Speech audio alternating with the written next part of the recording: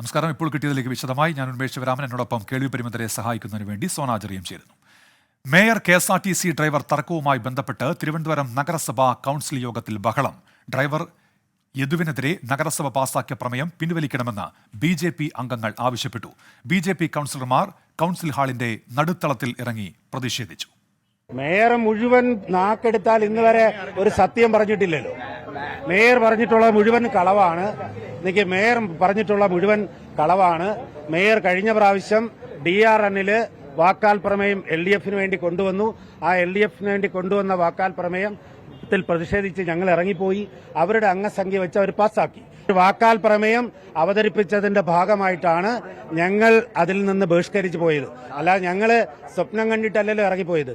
പാസ്സാക്കാൻ വേണ്ടി അവതരിപ്പിച്ച പ്രമേയം ഇപ്പൊ പാസ്സാക്കിയില്ല എന്ന് ആരോടെങ്കിലും പറഞ്ഞാൽ, അല്ലെങ്കിൽ ഏതെങ്കിലും ഒരാൾ പറഞ്ഞാൽ അതെങ്ങനെ അംഗീകരിക്കാൻ സാധിക്കും? സലിം മാലിക്കുണ്ട് ഇപ്പോൾ തിരുവനന്തപുരത്ത് നിന്ന് വിവരങ്ങളുമായി. സലിം, അങ്ങനെയൊരു പ്രമേയമില്ലെന്നാണല്ലോ മേയർ പറയുന്നത്. എന്താണ് BJPയുടെ ആരോപണം? സലിം. ഉന്മേഷ്, ഇപ്പോഴുള്ള പ്രധാനപ്പെട്ട തർക്കം തന്നെ അതാണ്. അങ്ങനെ ഒരു പ്രമേയമുണ്ടോ ഇല്ലയോ എന്നുള്ളതാണ്. കഴിഞ്ഞ ദിവസം, അതായത് ഈ സംഭവം, ഈ മേയർ ഡ്രൈവർ തർക്കം നടന്നതിന് ശേഷം തൊട്ടടുത്ത ദിവസം കൂടിയ ഈ നഗരസഭാ കൗൺസിലിലായിരുന്നു അത്തരത്തിലൊരു പ്രമേയത്തിനുള്ള ശ്രമം നടത്തിയത്. LDF അംഗങ്ങൾ ഈ മേയറെ പിന്തുണച്ചുകൊണ്ട് ഒരു പ്രമേയം, ഒരു വാക്കാൽ പ്രമേയം അവതരിപ്പിക്കാൻ ശ്രമിച്ചിരുന്നു. പക്ഷേ അതിൽ പ്രതിഷേധിച്ചുകൊണ്ടും പിന്നീട് ആ വിഷയത്തിലെ വലിയ ചർച്ചയ്ക്ക് ഒടുവിൽ പ്രതിപക്ഷം ഇറങ്ങിപ്പോയി. അതിനുശേഷം ഈ സ്വാഭാവികമായും കൗൺസിലിൽ ഭൂരിപക്ഷമുള്ള ഇടതുപക്ഷം അത് പ്രമേയം പാസാക്കി എന്നുള്ളതായിരുന്നു BJP അംഗങ്ങൾ കരുതിയിരുന്നത്. പക്ഷേ അത് ഒരു പ്രമേയമായി പൂർണ്ണ രൂപത്തിൽ പാസാക്കിയിരുന്നില്ല. വാക്കാൽ പ്രമേയമായി അവതരിപ്പിച്ചു എന്നതിനപ്പുറത്തേക്ക് അതൊരു ഔദ്യോഗിക രേഖയായി പാസാക്കിയിരുന്നില്ല. പക്ഷേ ഇന്ന് ആ പ്രമേയം പിൻവലിക്കണം, അത് വാക്കാൽ പ്രമേയമാണെങ്കിൽ പോലും അത് പിൻവലിക്കണം എന്നുള്ളതായിരുന്നു BJP അംഗങ്ങളുടെ ആവശ്യം. മഴക്കാലപൂർവ്വ ശുചീകരണവുമായി ബന്ധപ്പെട്ടായിരുന്നു ഒരു സ്പെഷ്യൽ കൗൺസിൽ ഇന്ന് ചേർന്നത്. അതിനിടയിലാണ് BJP അംഗങ്ങൾ ഈ വിഷയം ഉയർത്തിക്കാട്ടിയത്. കോടതിയിൽ നിന്ന് പോലും തിരിച്ചടി നേരിടുന്ന സാഹചര്യത്തിൽ മേയർ ആര്യ രാജേന്ദ്രനെ പിന്തുണയ്ക്കാൻ വേണ്ടി എടുത്ത ആ പ്രമേയം പിൻവലിക്കണമെന്ന് പറഞ്ഞപ്പോൾ മേയർ അങ്ങനെ ഒരു പ്രമേയമേ ഇല്ല, പിന്നെ എങ്ങനെ പിൻവലിക്കുമെന്നാണ് ചോദിച്ചത്. അങ്ങനെ ഈ നഗരസഭാ കൗൺസിലിൽ വലിയ ബഹളം നടന്നു. BJPയുടെ കൗൺസിലർമാർ വലിയ നിലയിൽ ബഹളം വയ്ക്കുകയും അതിനുശേഷം ഈ കൗൺസിൽ ബഹിഷ്കരിച്ച് മുദ്രാവാക്യവുമായി പുറത്തു പോവുകയും ചെയ്തു. അതിനുശേഷമാണ് ഇങ്ങനെ ഒരു പ്രമേയം ഇല്ലല്ലോ എന്ന ചോദ്യത്തിനാണ് BJP കൗൺസിൽ അംഗങ്ങൾ മറുപടി പറഞ്ഞത്. അത് ഇങ്ങനെയായിരുന്നു: വാക്കാൽ പ്രമേയമാണെങ്കിൽ പോലും അതിന് മറ്റ് അംഗങ്ങളുടെ കൂടി അനുമതി വേണം, അതില്ലാത്ത സ്ഥിതിക്ക് അത് ചട്ടലംഘനമാണ് എന്ന് ചൂണ്ടിക്കാണിച്ചാണ് BJP അംഗങ്ങൾ ബഹിഷ്കരിച്ചത്. UDFന്റെയും പ്രതിഷേധം ഇതുമായി ബന്ധപ്പെട്ടുണ്ടായിരുന്നു. സലിം മാലിക്കാണ് വിവരങ്ങൾ നൽകിയത്. KSRTC ഡ്രൈവർ യദുവിന്റെ ഹർജിയിൽ മേയർ ആര്യ രാജേന്ദ്രനും ഭർത്താവ് സച്ചിൻ ദേവ് MLA ഉൾപ്പെടെ 5 പേർക്കെതിരെ കേസെടുക്കാൻ Thiruvananthapuram judicial first class magistrate കോടതിയുടെ നിർദ്ദേശം. കോടതി വിധി ലഭിച്ച ശേഷം കന്റോൺമെന്റ് പോലീസ് തുടർ നടപടികൾ സ്വീകരിക്കും. AV ജയശങ്കർ ഉണ്ട് ഇപ്പോൾ തിരുവനന്തപുരത്ത് നിന്ന് വിശദാംശങ്ങളുമായി. ജയശങ്കർ, വിവരങ്ങൾ എന്തൊക്കെയാണ്?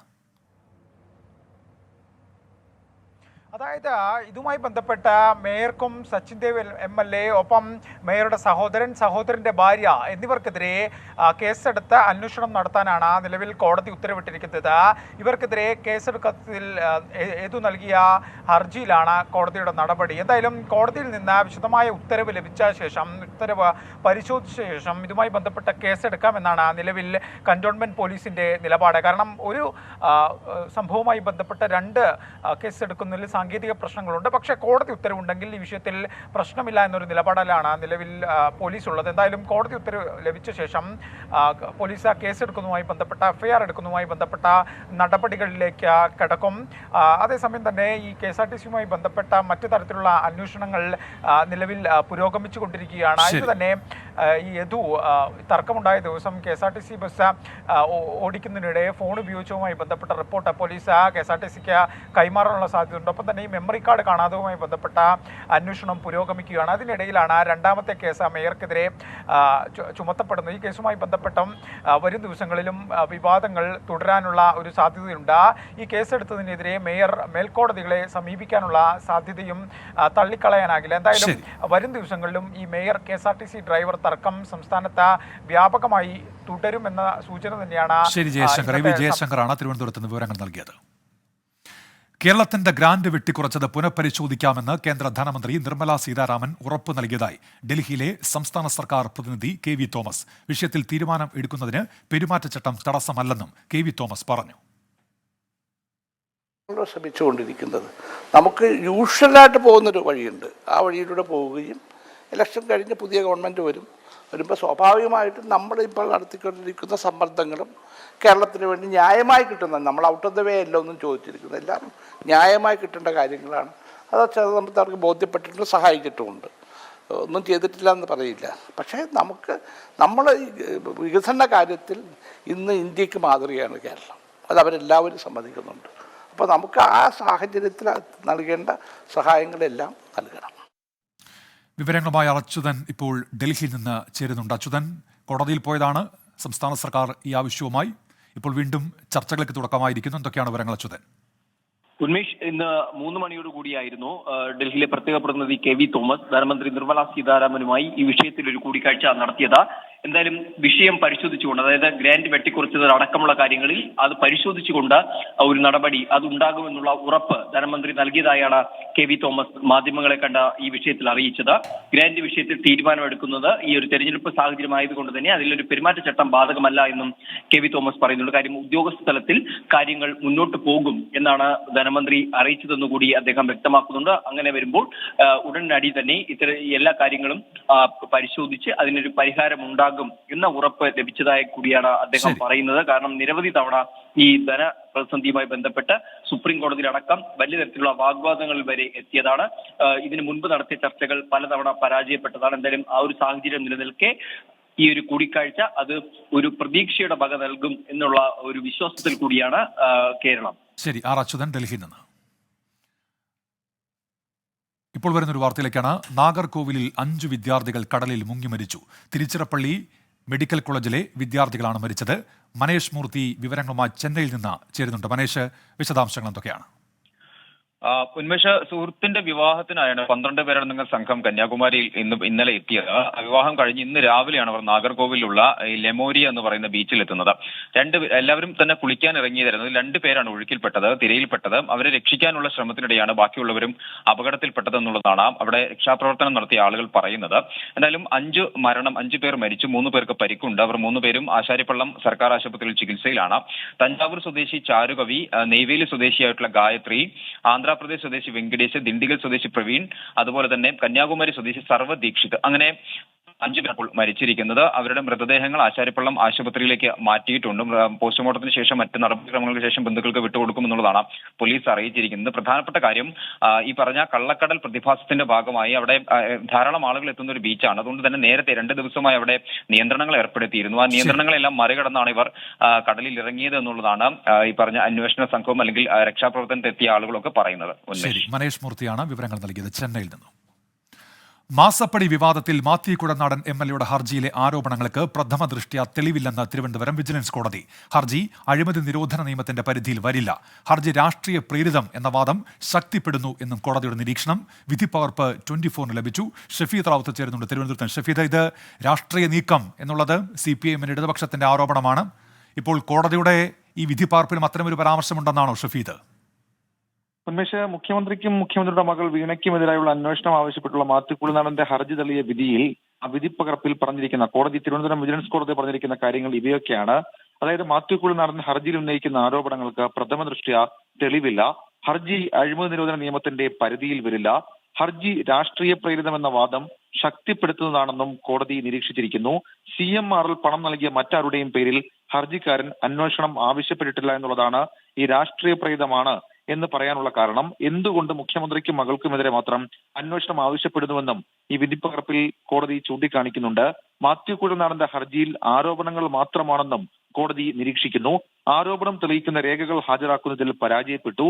IRE CMRലിന് ഇൽമനൈറ്റ് നൽകിയതിൽ അഴിമതി ഇല്ലെന്ന് കോടതി വ്യക്തമാക്കുന്നുണ്ട്. ഇൽമനൈറ്റ് സൗജന്യമായി കൊടുത്തു എന്ന ആരോപണം ഹർജിയിലില്ല. ഈ ഇടപാടിൽ CMRലിന് എന്ത് ലാഭമുണ്ടായി എന്നും വ്യക്തമാക്കിയിട്ടില്ല. E-way ബില്ല് തെളിവായി സ്വീകരിക്കാൻ കഴിയില്ലെന്നും കോടതി പറയുന്നുണ്ട്. കൂടാതെ KRMLന് മിച്ചഭൂമി ഇളവ് കൊടുത്തിട്ടില്ലെന്നും കോടതി ഇതുമായി ബന്ധപ്പെട്ട് നിരീക്ഷിക്കുന്നുണ്ട്. ഉന്മേഷ്, ഷഫീദ് റാവുത്തറാണ് വിവരങ്ങൾ നൽകിയത്. മാത്യു കുഴനാടന്റെ ആരോപണങ്ങൾക്ക് തെളിവില്ല, ഹർജി രാഷ്ട്രീയ പ്രേരിതം എന്നുള്ള ആരോപണത്തെ ശരിവെക്കുന്ന തരത്തിലുള്ള ഒരു പരാമർശം കൂടി കോടതിയുടെ വിധിപ്പകർപ്പിന്റെ ഭാഗമായി പുറത്തു വരുന്നുവെന്നാണ് ഷഫീദ് റാവുത്തർ റിപ്പോർട്ട് ചെയ്യുന്നത്. എറണാകുളം പറവൂരിൽ ക്രിമിനൽ കേസ് പ്രതിയുടെ വീട്ടിൽ നിന്ന് തോക്കുകളും 9 ലക്ഷം രൂപയും പിടിച്ചെടുത്തു. മാവിൻചുവട് മാട്ടുപറം റോഡിലുള്ള റിയാസിന്റെ വീട്ടിൽ നിന്നാണ് ആയുധങ്ങൾ പിടികൂടിയത്. കസ്റ്റഡിയിൽ എടുത്ത റിയാസിനെ ചോദ്യം ചെയ്യുകയാണ്. വിഷ്ണു സുരേഷുണ്ട് കൊച്ചിയിൽ നിന്ന് ഇപ്പോൾ വിവരങ്ങളുമായി. വിഷ്ണു, എന്തൊക്കെ ഇപ്പോൾ ഈ തെരച്ചിലിൽ കണ്ടെത്തിയിട്ടുണ്ട്? ഉന്മേഷ, നിലവിൽ പറവൂരും അതോടൊപ്പം പെരുമ്പാവൂരും വയനാടുമെല്ലാം കേന്ദ്രീകരിച്ച് പോലീസിന്റെ പരിശോധന നടക്കുന്നു എന്നുള്ളതാണ് ലഭിക്കുന്ന വിവരം. രാവിലെ 10 മണിയോടെയാണ് മാവിൻചോട് മട്ടുപുറത്തുള്ള റിയാസിന്റെ വീട്ടിൽ പോലീസ് പരിശോധനയ്ക്കായി എത്തിയത്. ഈ പരിശോധനയ്ക്കിടയിലാണ് വീട്ടിൽ നിന്ന് 4 റിവോൾവർ, 2 പിസ്റ്റളും 2 റിവോൾവറും 20 വെടിയുണ്ടകളും 9 ലക്ഷം രൂപയും പിടിച്ചെടുത്തത്. നേരത്തെ 7ഓളം ക്രിമിനൽ കേസുകളിൽ പ്രതിയാണ് റിയാസ്. ഈ പെരുമ്പാവൂർ അനസ് എന്ന ഗുണ്ടയുടെ സംഘത്തിൽപ്പെട്ട ആളാണ്. അതുമായി ബന്ധപ്പെട്ടുള്ള ഒരു പരിശോധന തന്നെയാണ് നിലവിൽ നടക്കുന്നതെന്നാണ് മനസ്സിലാകുന്നത്. എന്തിനാണ് ഈ തോക്കുകൾ വീട്ടിൽ സൂക്ഷിച്ചിരുന്നത്, ഈ പണം എവിടെ നിന്ന് ലഭിച്ചു, അക്കാര്യങ്ങളെല്ലാം വിശദമായി അന്വേഷിച്ചു വരികയാണ് പോലീസ് ഉള്ളത്. ഇയാളുടെ കൂട്ടാളികളെ കേന്ദ്രീകരിച്ചും പോലീസ് അന്വേഷണം നടക്കുന്നുണ്ട്. ഒരു ഔദ്യോഗിക പ്രതികരണം ഇതുമായി ബന്ധപ്പെട്ട റൂറൽ പോലീസിന്റെ ഭാഗത്ത് നിന്ന് SP തന്നെ പ്രതികരിക്കും എന്ന് അറിയിക്കുകയും ചെയ്തിട്ടുണ്ട്. എന്തായാലും പരിശോധന ഇപ്പോഴും പുരോഗമിക്കുകയാണ്. ഏകദേശം 10 മണിക്കൂർ പിന്നിടുകയും ചെയ്യുന്നുണ്ട്. നേരത്തെ ആലുവ കേന്ദ്രീകരിച്ച് ഇത്തരത്തിൽ സാമൂഹ്യവിരുദ്ധ പ്രവർത്തനങ്ങൾ ശക്തമായി വരുന്നൊരു സാഹചര്യമുണ്ടായി. കഴിഞ്ഞ ദിവസം കൊണ്ടോണ്ടി കവലയിൽ 4 അംഗ സംഘം എത്തി കൗൺസിൽ ഉൾപ്പെടെയുള്ള ആളുകളെ വെട്ടിവീഴ്ത്തുന്ന കാഴ്ച കണ്ടതാണ്. അതിന് പിന്നാലെയാണ് ഈ മേഖലയിലെല്ലാം കൂടുതൽ പരിശോധന ശക്തമാക്കാൻ പോലീസ് തീരുമാനിച്ചത്. ഇന്നതിന്റെ ഭാഗമായി നടത്തിയ പരിശോധനയിലാണ് ഈ തോക്കുകൾ പിടികൂടുകയും ചെയ്തത്. വളരെ ഗൗരവ സ്വഭാവമുള്ള ഒരു കേസായി പോലീസ് ഇതിനെ കണക്കാക്കുകയും ചെയ്യുന്നുണ്ട്. വിഷ്ണു സുരേഷാണ് കൊച്ചിയിൽ നിന്ന് വിവരങ്ങൾ നൽകിയത്. ഇപ്പോൾ കിട്ടിയതിലേക്ക് വീണ്ടും ഇനി ലോക്സഭാ തെരഞ്ഞെടുപ്പ് വാർത്തകൾ. ICL FinCorp 24 ഇലക്ഷൻ സമർപ്പിക്കുന്നത് ICL FinCorp, the intelligent choice. Powered by Asset, responsibly yours. Laza Premium Gold, the universe's finest ice cream. in association with DuraShine Roof and Wall Sheets. ഒരു ടാറ്റ ബ്ലൂസ്കോപ്പ് സ്റ്റീൽ ഉൽപ്പന്നം. ACCA CMA CA പഠിച്ച് ജയിക്കാനുള്ള ശരിയായ മാർഗം. എലാൻസ് 0% പണിക്കൂലി, 100% സന്തോഷം. Al Muqtadir jewellery group, India UAE. MGM Group of Institutions.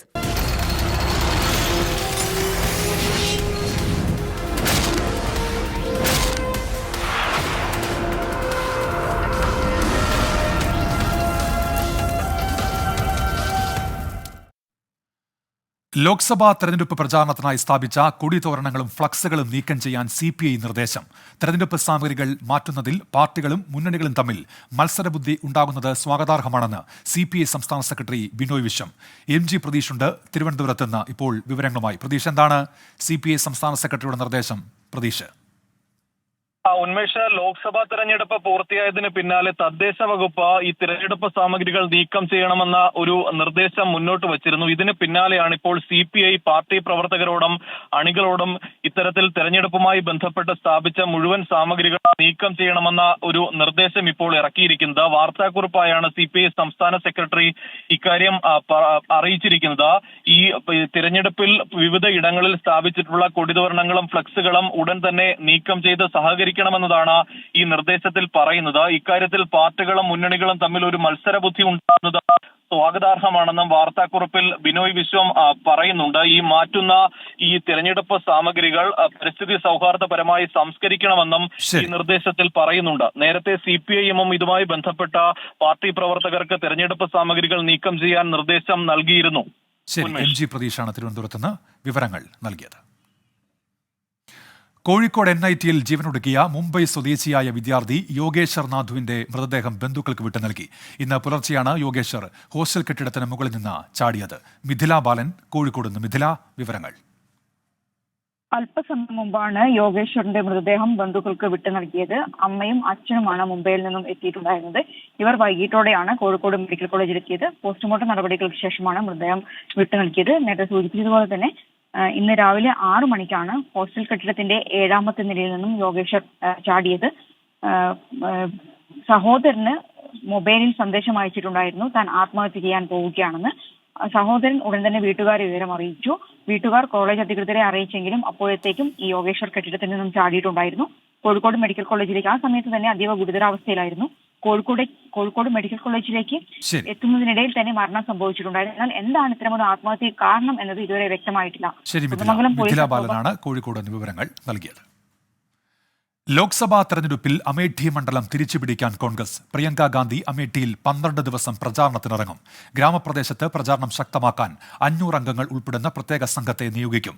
Nitin Ambujan ഡൽഹിയിൽ നിന്ന് വിവരങ്ങളുമായി ഇപ്പോൾ ചേരുന്നുണ്ട്. നിതിൻ, അതായത് സ്മൃതി ഇറാനി ഒരു ഭാഗത്ത്, മറുവശത്ത് കോൺഗ്രസിന്റെ പ്രചാരണം നയിക്കാൻ പ്രിയങ്ക ഗാന്ധി. അങ്ങനെ ഒരു സമവാക്യമാണോ കോൺഗ്രസ് രൂപപ്പെടുത്തുന്നത് നിതിൻ?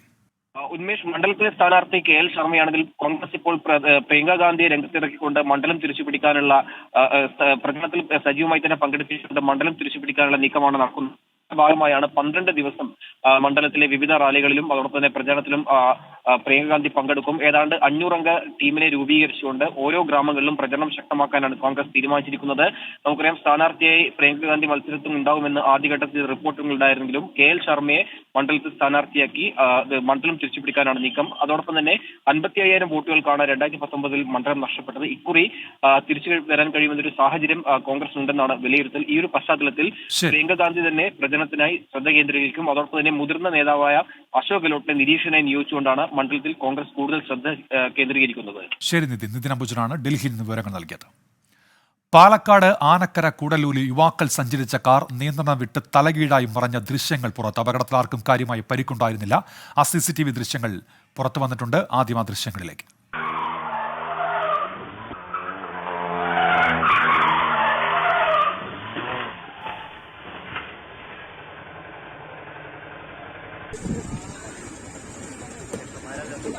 നിഖിൽ പ്രമേഷ് ഉണ്ട് പാലക്കാട് നിന്ന് വിവരങ്ങളുമായി. നിഖിൽ, ഇത് നേരത്തെ ഉണ്ടായ അപകടമാണല്ലോ, അതിന്റെ CCTV ദൃശ്യങ്ങളാണല്ലോ അല്ലേ? ഉന്മേഷ്, ഈ അപകടത്തിന്റെ CCTV ദൃശ്യങ്ങൾ ഇപ്പോഴാണ് പുറത്തു വരുന്നത്. അതിൽ നിന്ന് വളരെ വ്യക്തമായി കാണാൻ കഴിയും അമിത വേഗതയിലായിരുന്നു ഈ വാഹനം കടന്നു വന്നിരുന്നത് എന്നുള്ളത്. ഒരുപക്ഷെ നിയന്ത്രണം വിട്ടതാകാമെന്നുള്ളതാണ് ഇപ്പോൾ ലഭ്യമാകുന്ന വിവരങ്ങൾ. കഴിഞ്ഞ ദിവസം ഉച്ചയോടുകൂടിയായിരുന്നു ഈ സംഭവം. 3 യുവാക്കളാണ് ഈ കാറിൽ ഉണ്ടായിരുന്നത്. ഈ കാറ് നിയന്ത്രണം വിട്ട് പാടത്തേക്ക്, കൂടല്ലൂരിലുള്ള ഒരു പാടത്തേക്ക് മറിയുകയായിരുന്നു. അത്ഭുതകരമായാണ് ഇതിലുണ്ടായിരുന്ന 3 യാത്രക്കാരും രക്ഷപ്പെട്ടത്. കുമ്പിടി ഭാഗത്ത് നിന്ന് കൂടല്ലൂരിലേക്ക് പോകുന്ന വഴി പഴയ കൃഷിഭവൻ ഓഫീസിന് സമീപം വെച്ചാണ് ഈ അപകടം ഉണ്ടായത്. ചങ്ങരംകുളത്ത് നിന്ന് കൂടല്ലൂരിൽ വിവാഹത്തിൽ പങ്കെടുക്കാൻ വന്ന കാറിലുണ്ടായിരുന്ന ആളുകളാണ് അപകടത്തിൽപ്പെട്ടത്. ഈ 3 പേർ കാറിലുണ്ടായിരുന്നെങ്കിലും ആർക്കും പരിക്കേറ്റിട്ടില്ല എന്നുള്ളതാണ് ആശ്വാസകരമായിട്ടുള്ള കാര്യം. നിഖിൽ പ്രമേഷ്, പാലക്കാട് നിന്ന്. കിട്ടിയതിലേക്ക് വീണ്ടും. മാസപ്പടി കേസിൽ മാത്യു കുഴൽനാടൻ MLA ഹർജി തള്ളിയ കോടതി വിധിയെ സ്വാഗതം ചെയ്ത് CPIM സംസ്ഥാന സെക്രട്ടേറിയറ്റ്. കേന്ദ്ര സർക്കാരിന്റെ സഹായത്തോടെ പ്രതിപക്ഷം നടത്തിയ ഗൂഢാലോചന വ്യക്തമായി.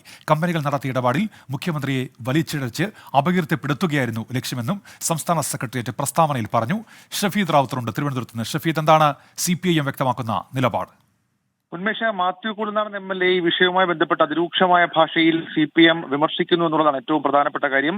CPM സംസ്ഥാന സെക്രട്ടേറിയറ്റ് പുറത്തിറക്കിയിരിക്കുന്ന പ്രസ്താവനയിലാണ് അതിരൂക്ഷ വിമർശനമുള്ളത്. പ്രതിപക്ഷം കേന്ദ്ര സർക്കാരിന്റെയും വലതുപക്ഷ മാധ്യമങ്ങളുടെയും സഹായത്തോടെ നടത്തിയ ഗൂഢാലോചന, അതാണ് ഈ കോടതി ഈ ഹർജി തള്ളിയതോടുകൂടി വ്യക്തമായെന്ന് CPM പറയുന്നു. കൂടാതെ ഈ കമ്പനികൾ നിയമപരമായി നടത്തിയ ഇടപാടിൽ മുഖ്യമന്ത്രിയും കുടുംബത്തെയും വലിച്ചിഴച്ചു. ഈ വിജിലൻസ് കോടതിയുടെ വിധിയോടെ ഇത്തരം തിരക്കഥകൾ തുറന്നു കാട്ടപ്പെട്ടുവെന്നും CPM പറയുന്നുണ്ട്. CMRL സർക്കാർ വഴിവിട്ട് സഹായം ചെയ്തു കൊടുത്തതായി തെളിയിക്കാനായില്ല. തെളിവിന്റെ കണിക പോലുമില്ലാതെയാണ് മാത്യു കുഴൽനാടൻ ഹർജിയുമായി കോടതിയെ സമീപിച്ചത്. രാഷ്ട്രീയ താൽപര്യങ്ങൾ ഹർജിയുടെ പിന്നിലുണ്ടെന്ന് കോടതി തന്നെ പരാമർശിച്ചുവെന്നും പാർലമെന്റ് തിരഞ്ഞെടുപ്പ് വരെ കൽപ്പിത കഥകൾ മെനയുന്നതിന് വേണ്ടി വിധി നീട്ടിവെപ്പിച്ചു. കോടതി തെളിവ് ആവശ്യപ്പെട്ടപ്പോൾ മാത്യു കുഴൽനാടൻ ആവശ്യങ്ങൾ മാറ്റിക്കൊണ്ടിരുന്നു. ശല്യക്കാരനായ വ്യവഹാരിയായി മാത്യു കുഴൽനാടൻ മാറിയെന്നും ഭൂമി ഇടപാടുമായി ബന്ധപ്പെട്ട ശ്രദ്ധ തിരിക്കലായിരുന്നു മാത്യു കുഴൽനാടന്റെ ലക്ഷ്യമെന്നും CPIM വിമർശിക്കുന്നുണ്ട്. ഉന്മേഷ്. ഷഫീദ് റാവുത്തർ തിരുവനന്തപുരത്ത് നിന്ന്. തൃശൂർ കോടന്നൂരിൽ യുവാവിനെ ഹോക്കി സ്റ്റിക്ക് കൊണ്ട് തലക്കടിച്ച് കൊലപ്പെടുത്തിയ കേസിൽ 3 പേർ പിടിയിൽ. കോടന്നൂർ സ്വദേശികളായ യുവാക്കളെയാണ് പോലീസ് കസ്റ്റഡിയിലെടുത്തത്. സൂരജ് സജിയുണ്ട് തൃശൂരിൽ നിന്ന്. സൂരജ്, വിവരങ്ങൾ എന്തൊക്കെയാണ്? ഉന്മേഷ്, ഇന്ന് രാവിലെ യുവാവിനെ ഹോക്കി സ്റ്റിക്ക് കൊണ്ട് തലക്കടിച്ച് കൊലപ്പെടുത്തിയ കേസിലെ പ്രതികളെയാണ് ഇപ്പോൾ പോലീസ് കസ്റ്റഡിയിൽ എടുത്തിരിക്കുന്നത്. കോടന്നൂർ സ്വദേശികളായ മണികണ്ഠൻ, അതുപോലെ തന്നെ പ്രണവ്, ആഷിഖ് എന്നീ 3 പേരെയാണ് നിലവിൽ ഈ ചേർപ്പ് പോലീസ് കസ്റ്റഡിയിൽ എടുത്തിരിക്കുന്നത്. അല്പസമയത്തിനകം ഇവരെ ഈ സംഭവ സ്ഥലത്ത്, അതായത് ഈ സംഭവം നടന്ന വെങ്ങണിശ്ശേരിയിൽ എത്തിച്ച് പോലീസ് തെളിവെടുക്കും. ഇന്ന് രാവിലെ ആയിരുന്നു ഇത്തരത്തിൽ ഈ കൊലപാതകത്തിലേക്ക് കാര്യങ്ങൾ പോയത്. ഇവർ തമ്മിലുള്ള തർക്കം ഇന്നലെ ഉച്ച മുതൽ തുടങ്ങിയ തർക്കമായിരുന്നു. ഇതിനിടയിൽ 2 തവണ സംഘർഷത്തിൽ ഏർപ്പെടുകയും ചെയ്തു. പോലീസ് ഇടപെട്ട് ഈ സംഘർഷം അവസാനിപ്പിച്ചതാണ്. പിന്നാലെയാണ് ഇന്നലെ രാത്രിയോടുകൂടി ഒരു 12 മണിയോടുകൂടി ഈ സംഭവ സ്ഥലത്ത് വെച്ച് ഈ ഹോക്കി സ്റ്റിക്ക് കൊണ്ട് തലക്കടിക്കുന്നത്. പിന്നീട് യുവാവ് അവിടെ മരിച്ചു വീഴുകയായിരുന്നു. റോഡിൽ മൃതദേഹം ഉപേക്ഷിച്ച് കടന്നു കളഞ്ഞ പ്രതികളെയാണ് ഇപ്പോൾ ഈ പോലീസ് പിടികൂടിയിരിക്കുന്നത്. സൂരജ് സജി തൃശൂരിൽ നിന്ന്. ഇപ്പോഴത്തെ കാലാവസ്ഥ സമർപ്പിക്കുന്നത് Berger paints 100 years of trust.